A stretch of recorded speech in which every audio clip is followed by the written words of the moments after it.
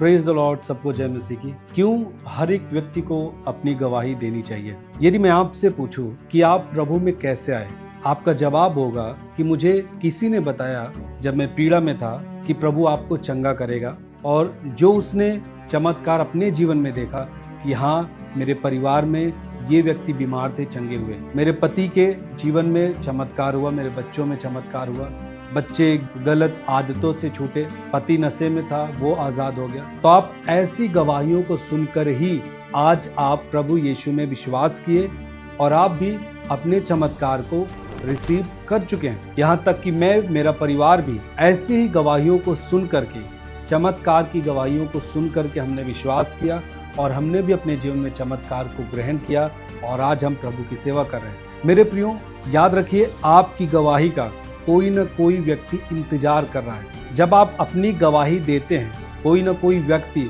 आपकी गवाही के द्वारा प्रभु के राज्य में आता है और वो भी अपने जीवन में चमत्कार को ग्रहण करता है, अपने दुर्बलता से छूटता है, बीमारी से छूटता है। हर एक व्यक्ति को अपनी गवाही देना चाहिए। इसमें कोई शर्म नहीं होना चाहिए, किसी लोगों से डरना नहीं चाहिए। जब परमेश्वर ने आपके जीवन में काम किया, आप दुख में थे, परमेश्वर ने छुड़ाया, तो आज हम क्यों अपनी गवाही को देने से भागते हैं? जब आप पीड़ा में थे, हर व्यक्ति जानता है कि आपके ऊपर कैसी समस्या थी, या फिर हर व्यक्ति जानता है कि आप कैसी आदतों में थे। यदि आप दारू पीते रहे होंगे तो लोग जानते थे कि आप दारू पीते थे। आपको प्रभु ने आज गलत रिश्ते से छुड़ाया, व्यभिचार से छुड़ाया। बहुत सारे लोग आपके बारे में जानते रहे होंगे कि आप व्यभिचार में थे, लेकिन आप उन चीजों से छुटकारा पाने के बाद आज आप अपनी गवाही को देने से शर्म करते हैं। बोलते भैया, मेरी गवाही तो मैं बताऊंगा, लेकिन इस गवाही को उसमें ऐड मत करिएगा। क्यों आप शर्म करते हैं? आप जानते हैं परमेश्वर की दासी हैं जॉयस मेयर, जो कि महिला प्रचारक में सबसे ज्यादा फेमस है। उन्होंने अपनी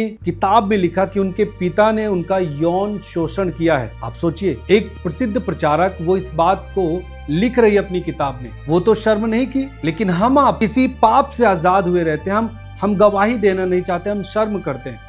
हम कहते कोई जान जाएगा तो क्या कहेगा। कैथलीन कुलमैन, उनके बारे में जाके पढ़िए। उन्होंने एक पादरी से शादी की जिनकी शादी हो चुकी थी, और कैसे उनके जीवन में जो आत्मिक पतन आया वो अपनी गवाही को लिखी है। कोई भी व्यक्ति, नया व्यक्ति वचन के द्वारा प्रभु में नहीं आता कि आप जाएंगे उसे कोई एक रेवलेशन बताएंगे और वो प्रभु में आ जाएगा। ज्यादातर लोग जो प्रभु में हैं, वो सब किसी न किसी गवाही के द्वारा, किसी न किसी चमत्कार को सुन करके ही प्रभु में आए हैं, और आज वो अपने जीवन को वचन के द्वारा स्ट्रॉन्ग कर पा रहे हैं। मैं आप सबसे गुजारिश करना चाहूंगा कि आप सब अपनी गवाही को जरूर दें, ताकि आपकी गवाही के द्वारा और भी लोग प्रभु के राज्य में आ सकें। जैसे अब मुझे जिन्होंने अपनी गवाही को बताया, मेरे परिवार को जिन्होंने अपनी गवाही को बताया, यदि वो अपनी गवाही को हमें ना बताए होते तो आज मैं प्रभु में होता, मेरा परिवार होता, क्या आज हम सेवा कर पाते? सो आपकी गवाही का इस्तेमाल प्रभु करना चाहता है अपने राज्य के लिए। सो अपनी गवाही को दे, और भी बड़े चमत्कार को आप अपने जीवन में देखेंगे। God bless you all.